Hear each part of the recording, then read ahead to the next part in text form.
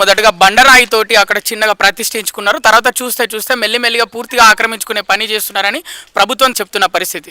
రోడ్ల మీద సమాధి అని చెప్పి చిన్నగా సిమెంట్తో కట్టేసి పెద్దగా చేసుకొని గ్రీన్ కలర్లు పూసుకుంటారు. మరి అవిటినేమంటారు? చిన్న బండరాయిని అంటే నువ్వు హిందువు కాదా, నువ్వు ధర్మం కాదా నీకు? మరి ఎవరో ఎంకరేజ్ చేస్తుంటే ఎట్లూకుంటారు? అమ్మవార్లను నమ్మరా? మన ధర్మంని కాపాడుకునే బాధ్యత మనకు లేదా? డెఫినెట్గా నేను చేస్తాము.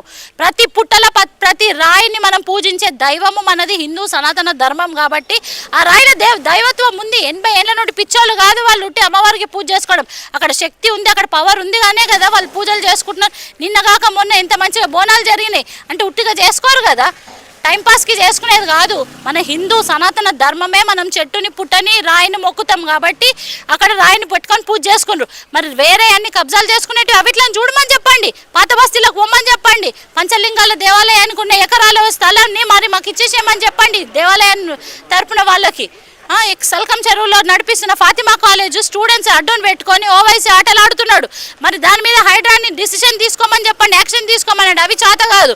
ఓన్లీ హిందువుల మీద హిందూ దేవాలయాల మీద అటాక్ చేస్తే హిందువులు నోరు మూసుకుంటారు అనుకుంటారా? ఇక్కడ ఎవరు నోరు మూసుకునేది లేదు.